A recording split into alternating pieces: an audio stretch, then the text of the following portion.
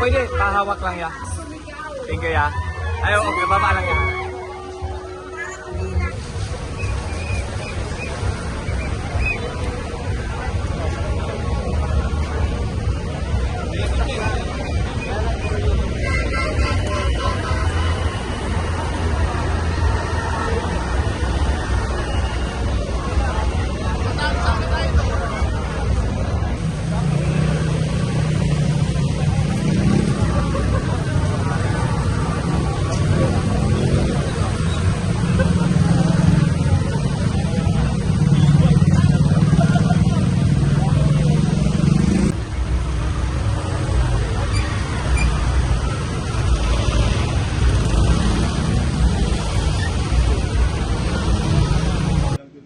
Sa kalsada po, wala rin daw pong permit, ano pong directive po ng MMDA? Well, nag-coordinate na po kami kay Chief PNP at amin pong napagkasunduan na itotow po lahat po ng mga nakahambalang na illegally parked. Yung iba po na may driver na paalisin ay titikitan.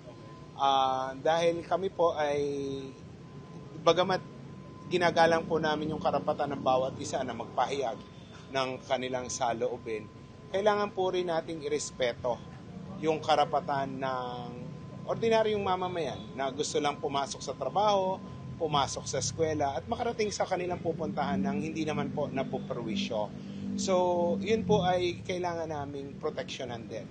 That's why wala po kaming magagawa para po i-clear yung karsada, ay kami po ay magtotow at magtitiket.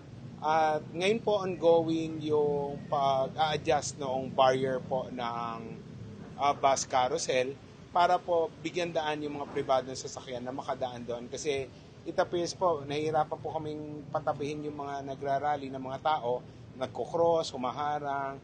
So instead po na baka magkasakitan pa, although ang instructions naman po ay maximum tolerance sa ating mga kapulisan, na-move na lang yung barrier para hanggang doon na lang po yung limit ng mga rallyista para po yung mga sasakyan ay dire-diretso makadaan pa rin.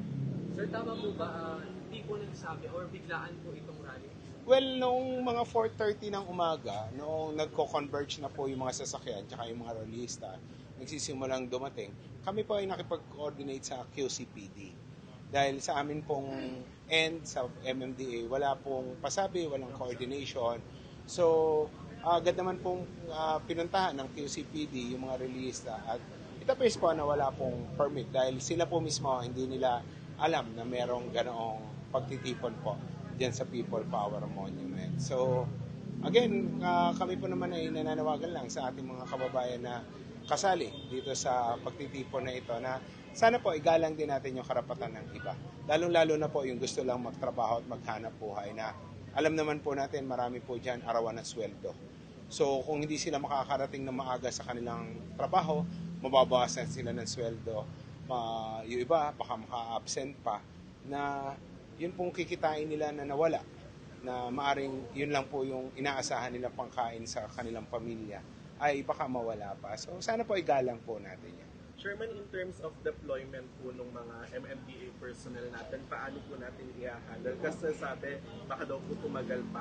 Well, we'll try to manage the traffic as much as possible. At make sure nga na ma-minimize yung inconvenience sa ating mga kababayan. We'll do everything that we can.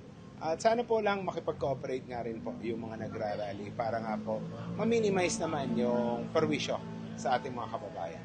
Sir, yung po ng